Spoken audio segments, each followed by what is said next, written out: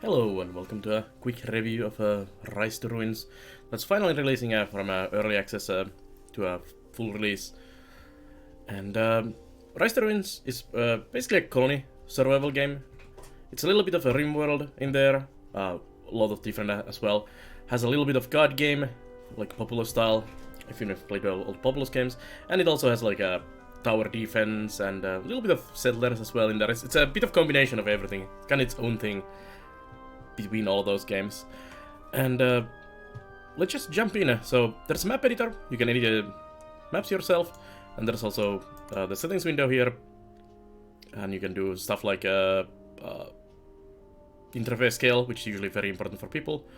Some of the text is pretty damn small by default, especially if you're not on full screen, so maybe interface scale increase might be important for you. Also, Twitch integration allows you to pick up names from chat if you're a Twitch streamer, which is kind of cool addition. And let's just jump into play. So you have a world map, which is basically your kind of campaign mode, and then you have a skirmish, for just skirmish. But we'll go for the world map mode firstly. And let's load here into the world map. So here we have our world map.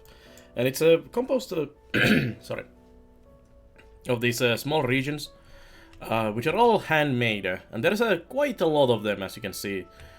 And as you start the game, you can pick any region, and you can see how they are connected to each other. So once, for example, if I start in Greenham here, this will be my starting region, and I spread out here to other regions from that location as we progress through the game, through migration and so on. So the ultimate goal is to play every map, basically, which is quite a lot of content, and this is the ultimate goal: survive 1 year in every region of the world for a win. But you also have other goals, for example, survive a certain amount of days, which gives you card experience and unlocks new goals, and so on. And the new goals could be like population and so on. I had one that was cast enough spells and so on. You also get the chest grant progress as you play the game, from surviving with your villagers and so on and doing things. And you also earn god experience through, for example, these. And you can use them to unlock the chests. And then you get these permanent buffs, basically, for your playthrough.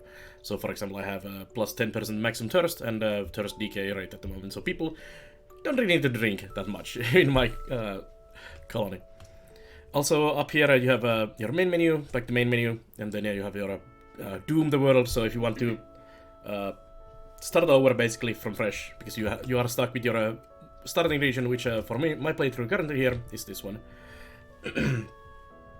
So you can just Doom your world, but you also keep the card experience, perks, and chests, so you don't lose your progress, but you can wipe the map clean basically and start over if you've got in the bad situation or just want to start over for some reason.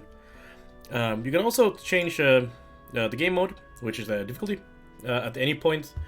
The suggested first player mode is the traditional one, for a traditional village simulator experience with much less monsters. And then you can go easier, custom sandbox if you want to want any enemies, if you just want to learn mechanics and so on, or you can go to survival and nightmare if you just want to make the game a hell for you.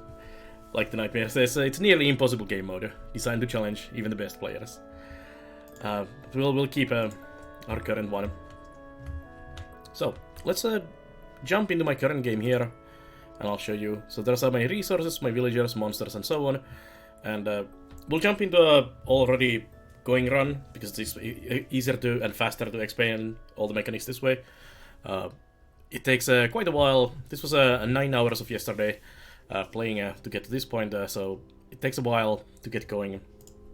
We'll just visit our region here. You can jump back into the map mode at any point from your map, and then come back to your current map playthrough. It saves your progress here and everything as you go. Just going save and exit gets you back in there. It saves this map and leaves that state you left it basically. And basically, when you get your starting location, that's the point where you migrate outwards. So you want to make like a nice starting area where you can then start sending migrants out of the place. So this is my current village, and let's go through the UI quickly so you can see what's going on. On the top, you have your resources, so we have a lot of stuff like wood, boards made of wood, stone, and so on. You have your god powers. So as I said, this game is partially a little god game, like Populous, in combination of the like a colony village management simulator. And you have a bunch of spells, like I have Meteor here. You have 5 slots up here where you can put them, and then there's a selection of spells that you can use. Earthquakes, meteors, flames, healing, resurrection. You can motivate the land to regrow your trees, for example, here. So, for example, I don't actually have mana for that, but for example, we could throw a meteor into that enemy graveyard there. So you have god powers like this. We'll go more about the enemies in a second. And as I said, it's also partially a tower defense game. So we have towers and walls, and you can create like mazes. I've done a pretty bad job on this map. I just have a kind of defensive wall here, and we have some makeshift bow towers and ballista towers and some elemental bolt towers here, and also some golem summoners. So there's all of this like a tower defense mechanic systems here in play, quite a lot of them as well, and also they are upgradable. Almost every building in the game is upgradable from the build menu here, so you can, for example, click here, click an upgrade button, and then just have to spend some resources to increase damage and so on. Very tower defensive mechanics in a good way. And then we have your main menu, all your statistics, all your data views. For example, important one here is corruption resistance that comes from the enemies. So this is the corruption that spreads from the side that you're fighting against. You're mostly surviving against it. You're really not... it feels you're not really supposed to defeat it, because it's kind of awkward and annoying to do, which I found out doing it today on this run. Your buildings have this area around that gives a corruption resistance, which prevents them from spreading this and building more stuff in there. So you kind of want to have a nice area around your map for that. And on this map I tried blocking their spread by building a lot of corruption resistance buildings with large fire pits and just kind of containing it on the side here, which I got pretty well done, except there's a small bit that went in the forest here. Anyways, so that's the corruption, and your enemies here do actually go around like they have kind of Borg named workers, but these are basically drones, as it says down here, and they are your enemies' workers. So they actually go around mining, collecting resources, trees and so on, and they build buildings the same way your guys do. So you actually are kind of playing against an AI in that sense. They have towers as well, for example, corrupted lightning bow towers here, and so on. And at the night time, they also get enraged, and they start attacking your, well, people who are outside here. Like 7 of 13 here is going after one of my villagers here and getting shot by my towers, and also getting attacked by one of my dogs. As you can have doggies in the game, which are basically hauling animals. Then on the right here we have your current temperature. So your people can get too hot, cold, and they need to get inside and survive in their houses for that reason. And also to rest in there and heal in the houses. Your time of day, so you have time of day, seasons, temperature, weather as well. It might rain blood at some point as well. Meteor storms, lightning strikes, all of that. There's blight, earthquakes. So there's a lot of events that can happen as well with the weather and disasters. And then all of these other daytime and seasons and so on. And then you have your building stuff here. So it is a kind of little bit of settler, little bit of god game, a little bit of a colony survival game like RimWorld or Dwarf Fortress in there. So you do build buildings. They're all in here. There's a lot of them, plus the upgraded versions of them, and it goes on. And you can also build roads. There's a lot of different versions of the roads as well. The road system is kind of cool. You have paths. They can form naturally as well when your people walk around on a same spot for a lot of times.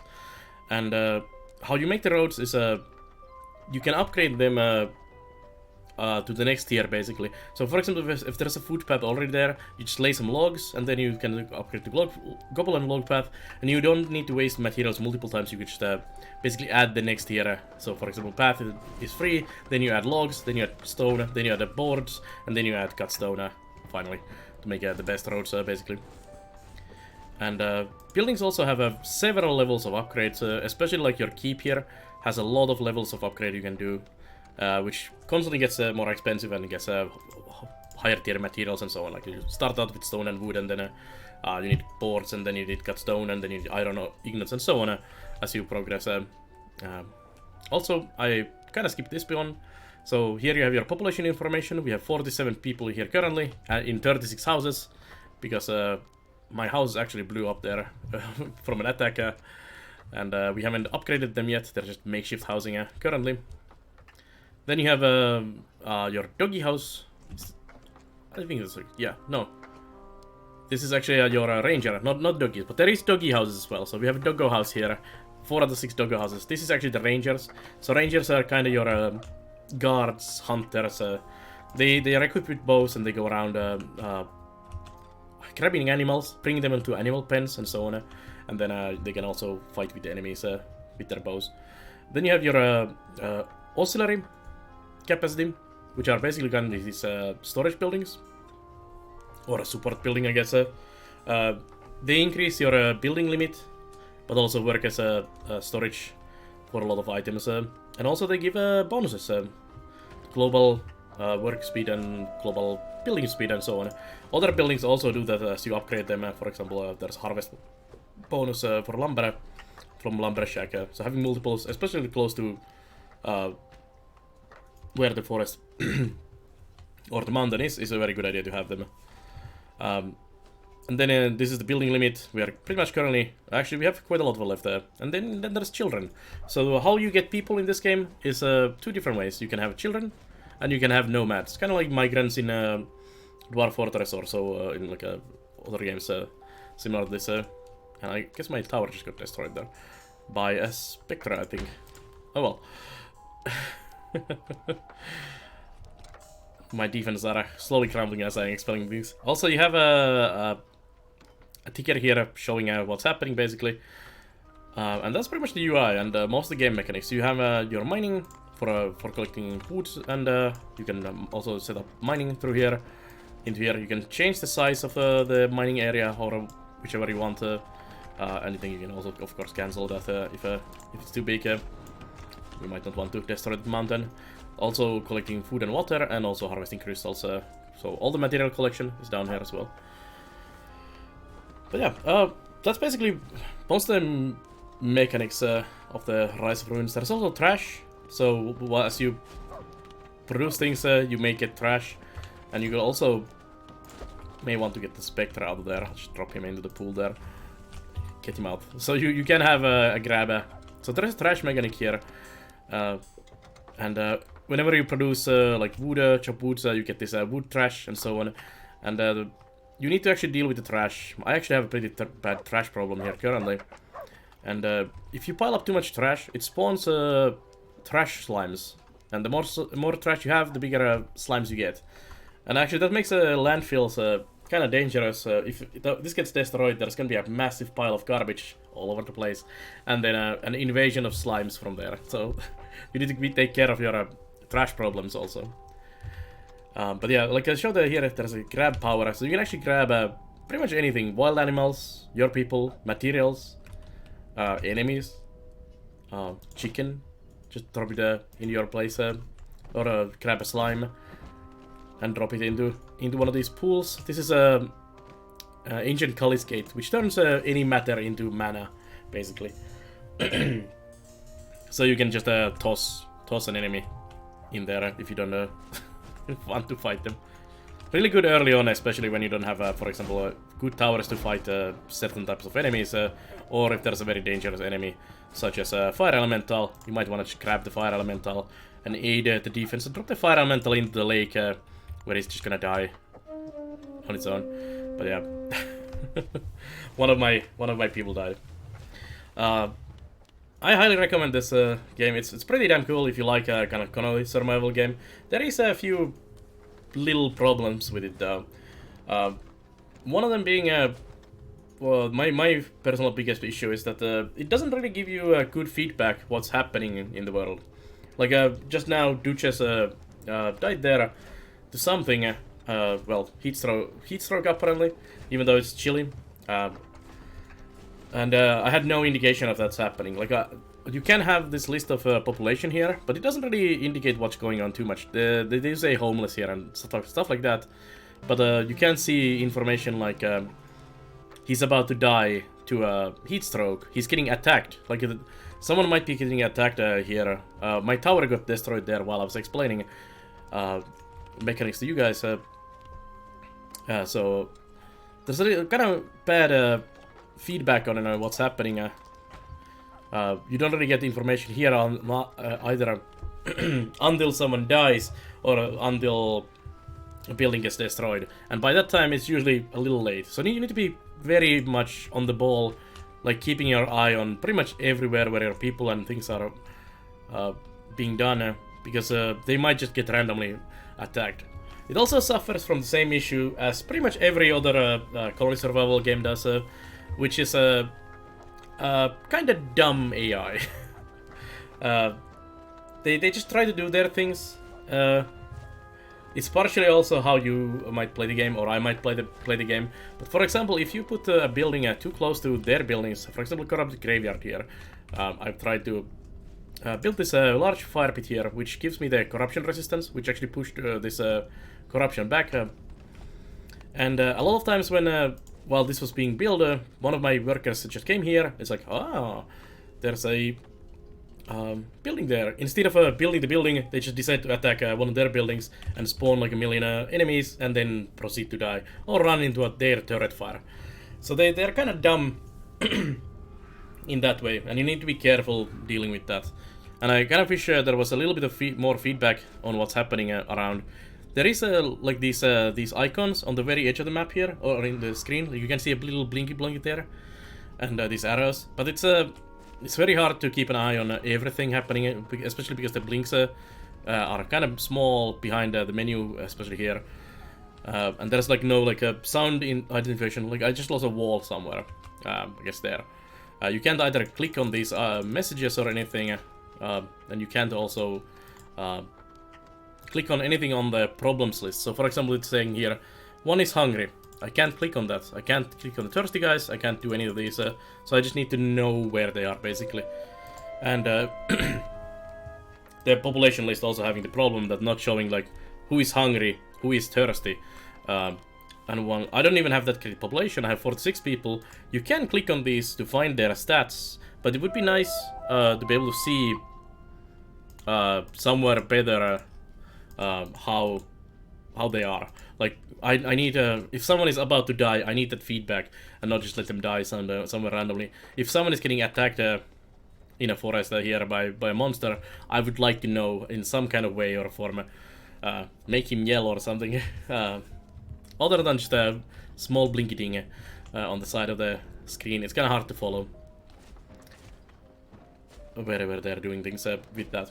Also on here, on the side, you have your workers set up, so different buildings have different amount of workers, and you just spread your population between them as you wish. And most of the time I feel I don't have enough population to run all the buildings, but I also haven't played the game that super deeply yet, and I think there might be a doom coming for my world for a restart soonish.